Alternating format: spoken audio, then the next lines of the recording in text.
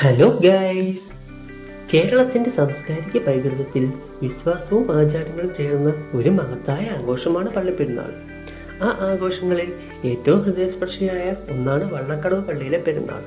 പ്രാർത്ഥനയും സന്തോഷവും ഒന്നായി കലരുന്ന ഈ ആഘോഷം ഒരു മതപരമായ ചടങ്ങ് മാത്രമല്ല, അതൊരു ഗ്രാമത്തിന്റെ ആത്മാവാണ്, ഒരു സമൂഹത്തിന്റെ ഐക്യമാണ്. വള്ളക്കടവ് പള്ളിയുടെ ചരിത്രം വളരെ പഴക്കമുള്ളതാണ്. ആദ്യകാലങ്ങളിൽ ചെറിയ ഒരു പ്രാർത്ഥനാലയമായി തുടങ്ങിയ ഈ പള്ളി വിശ്വാസികളുടെ സമർപ്പണത്തിലൂടെയാണ് വളർന്നത്. പ്രാദേശവാസികളുടെ കഠിനാധ്വാനവും ദൈവവിശ്വാസവും ചേർന്ന് ഈ പള്ളി ഇന്ന് വലിയ ഒരു ആരാധന കേന്ദ്രമായി മാറിയിരിക്കുന്നു. പഴയ തലമുറകൾ പറയുന്ന കഥകളിൽ നിരവധി അനുഗ്രഹങ്ങളും അത്ഭുതങ്ങളും ഈ പള്ളിയുമായി ബന്ധപ്പെട്ട് കാണാം. അതുകൊണ്ടാണ് ഇന്നും ആയിരക്കണക്കിന് വിശ്വാസികൾ ഇവിടെ എത്തുന്നത്. പള്ളിപ്പെരുന്നാൾ ആരംഭിക്കുന്നത് കൊടി കയറ്റുന്നതിലൂടെയാണ്. ആ നിമിഷം ഓരോ വിശ്വാസിയുടെയും ഹൃദയത്തിൽ ഒരു പുതിയ പ്രതീക്ഷയുടെ തുടക്കമാണ്. കൊടി ഉയരുമ്പോൾ ആകാശത്തേക്ക് ഉയരുന്ന പ്രാർത്ഥനകൾ, മനസ്സിൽ തുളരുന്ന വിശ്വാസം എല്ലാം ചേർന്ന ഒരു ആത്മീയ അനുഭവമാകുന്നു. പെരുന്നാളിൻ്റെ ദിവസങ്ങളിൽ വിശുദ്ധ കുർബാനകളും നൊവേന പ്രാർത്ഥനകളും നടക്കുന്നു. ഓരോ ദിവസവും പള്ളിയിൽ നിറഞ്ഞു നിൽക്കുന്ന ഭക്തിയുടെ അന്തരീക്ഷം ഓരോരുത്തരുടെയും മനസ്സിനെ ശാന്തമാക്കുന്നു.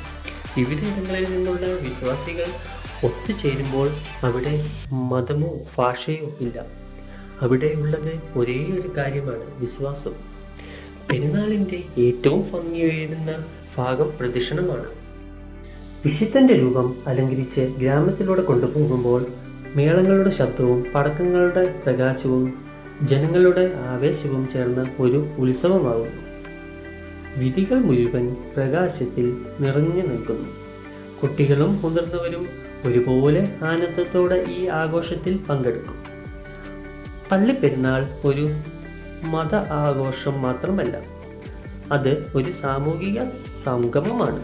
ചെറിയ വ്യാപാരികളും ഭക്ഷണ സ്റ്റാളുകളും വിനോദങ്ങളും എല്ലാം കൂടി ഈ ആഘോഷത്തെ കൂടുതൽ മനോഹരമാക്കുന്നു. സൗഹൃദവും ഐക്യവും ശക്തിപ്പെടുത്തുന്ന ഒരു അവസരമാണ് ഈ പെരുന്നാൾ. ഇങ്ങനെ ഓരോ വർഷവും വള്ളക്കടവ് പള്ളിപ്പെരുന്നാൾ നമ്മെ ഒന്നിപ്പിക്കുന്നു. പഴയ ഓർമ്മകൾ പുതിയ പ്രതീക്ഷകളും ഒന്നായി ചേർക്കുന്നു. ഇത് ഒരു ആഘോഷമല്ല, ഒരു അനുഭവമാണ്, ഒരു വിശ്വാസത്തിന്റെ പ്രതീകമാണ്. ഈ പെരുന്നാൾ നമ്മെ പഠിപ്പിക്കുന്നത് സ്നേഹവും വിശ്വാസവും ഐക്യവും ജീവിതത്തിലെ ഏറ്റവും വലിയ സമ്പത്തുകളാണ്. അതുമാത്രമല്ല, ഈ പള്ളി പണിതിട്ട് ഇവിടുത്തെ രണ്ടാമത്തെ പെരുന്നാൾ കൂടിയാണിത്. ഇവിടെ നോക്കുവാണെങ്കിൽ കാണാം, ഇവിടെ ഒരു ജനക്കൂട്ടം തന്നെയുണ്ട്. അതിൽ നമുക്ക് ഈ മതവിശ്വാസം അങ്ങനെയൊന്നുമില്ല. ക്രിസ്ത്യൻസ്, ഹിന്ദു, മുസ്ലിംസ് അങ്ങനെ ആരുമില്ല.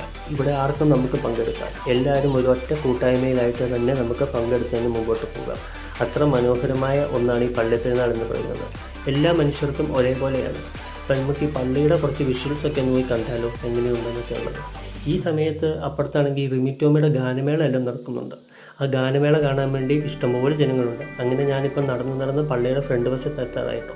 ഫ്രണ്ട് വശത്തെ വിഷ്വൽസ് ഒന്ന് കാണേണ്ടത് തന്നെയാണ്. അതിമനോഹരമായിട്ടാണ് ഈ പള്ളി പണിതെല്ലാം വെച്ചേക്കുന്നത്. ലൈറ്റ് വർക്ക് എന്നൊക്കെ പറഞ്ഞാൽ ഒരു രക്ഷയുമില്ല. അതേപോലത്തെ ഒരു ഗംഭീര സെറ്റപ്പിലാണ് കേട്ടോ ഇപ്പോൾ ചെയ്തു വെച്ചേക്കുന്നത്. ഈ ഓരോ മരത്തിനും അതിൻ്റേതായ ഭംഗിയെല്ലാം ഉണ്ട്. അതേപോലെ കഷ്ടപ്പാടിൻ്റെ ഒരു ഫലം തന്നെയാണ് കേട്ടോ ഈ പള്ളി കാണുന്നത് തന്നെ. കാരണം ഇപ്പോൾ കണ്ടോളൂ അതിൻ്റെ വിഷ്വൽസ് എങ്ങനെയുണ്ട് എന്ന്. ഈ കാണുന്ന ആൾക്കാരെല്ലാം റിമിറ്റോമയുടെ ഗാനമേളയ്ക്ക് വേണ്ടി ഇരിക്കുന്നതാണ്. ഇതാണ് കേട്ടോ പള്ളിയുടെ ഫ്രണ്ട് വശം. നോക്കൂ എന്ത് മനോഹരമാണ്.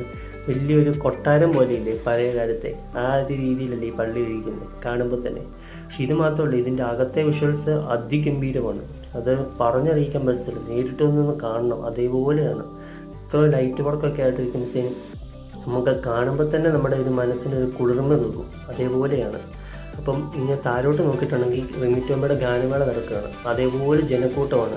അതിൻ്റെ അടുത്ത് പോയി ഷൂട്ട് ചെയ്യാൻ വേണ്ടി പരമാവധി ഞാൻ ശ്രമിക്കുന്നുണ്ട്, പക്ഷേ നടക്കുന്നില്ല. അതേപോലെയാണ് കേട്ടോ ആൾക്കാരുടെ. പിന്നെ ഇവിടെ വരെ വന്ന സ്ഥിതിക്ക് നമുക്ക് ഒന്ന് പോയി നോക്കാം എന്നുള്ള രീതിയിൽ തന്നെ ഞാൻ താഴോട്ട് നടക്കുവാണ്. എവിടുന്നേലും വിഷ്വൽസ് കിട്ടുമോ എന്ന് നമുക്ക് ട്രൈ ചെയ്യാം. ഇവിടെ അതേപോലെ ഫുൾ ക്രൗഡുമാണ്, നല്ല രസമാണ്. ഫുള്ള് എൻജോയ് ചെയ്ത് അടിച്ച് പൊളിച്ചാണ് കേട്ടോ ഇവിടെയുള്ള മനുഷ്യർ ഫുള്ള് നിൽക്കുന്നത്. അത്ര ഒരു നൈസ് ഒരു എക്സ്പീരിയൻസ് ആണ്. അപ്പോൾ ഇനി നൈസായിട്ട് പോവുകയാണ്. ഇവിടെ കുറേ ആൾക്കാരുണ്ട്, അവരുടെ ഇടവരെയെല്ലാം കയറിയിട്ട് വേണം പോകാനായിട്ട്. പോയാൽ മാത്രമേ ചെല്ലുള്ളൂ. താഴെ ഒരു ചെറിയൊരു ഗ്രൗണ്ടുണ്ട്, ആ ഗ്രൗണ്ടിലാണ് ഈ ഗാനമേളയെല്ലാം ഒരുക്കിയിരിക്കുന്നത്. പിന്നെ റിമി ടോമി എപ്പോഴും പാടുന്ന പോലെ തന്നെ പഴയ പാട്ടുകൾ തന്നെയാണ്. ആ പഴയ പാട്ടുകൾ പാടുന്നത് കേൾക്കുമ്പോൾ തന്നെ നമുക്ക് നല്ലൊരു വൈബാണ്, ഫുൾ ആഘോഷമാണ്. ഇതാണ് കുറച്ചും കൂടെ ഇച്ചിരി അടുത്ത് നിന്നിട്ടുള്ള വിഷ്വൽസാണ്. അതൊന്ന് സൂം ചെയ്ത് നോക്കാം എങ്ങനെയുണ്ട് എന്നുള്ളത്. പക്ഷെ സൂം ചെയ്യുമ്പോൾ നമുക്ക് അത്രയ്ക്ക് ക്ലിയർ ആയിട്ട് കിട്ടത്തില്ല. ഇവിടെ നിന്ന് കണ്ടിട്ട് കാര്യമില്ല, വേറെ സൈഡ് നോക്കാം. വേറെ സൈഡിൽ നോക്കുമ്പോഴത്തേനും ചിലപ്പം നല്ല രീതിയിൽ കിട്ടാൻ സാധ്യതയുണ്ട്. അപ്പോൾ ഇനി നേരെ അങ്ങോട്ട് വേറെ സൈഡിലോട്ട് ഞാൻ പോവുകയാണ്. അങ്ങനെ പോയെങ്കിൽ മാത്രമേ കാണാൻ പറ്റുള്ളൂ. ഇതുകൊണ്ട് ഇവിടെ മൊത്തം അതെ, ഇത് കാണാൻ വേണ്ടി നിൽക്കുന്ന ജനക്കൂട്ടമാണ് കേട്ടോ ഈ കാണുന്നത്. ഞാൻ ഇച്ചിരി മേളിൽ പോയി നിന്നപ്പോഴത്തേനും കുറച്ച് ബെറ്ററായിട്ട് നമുക്ക് കാണാൻ പറ്റും.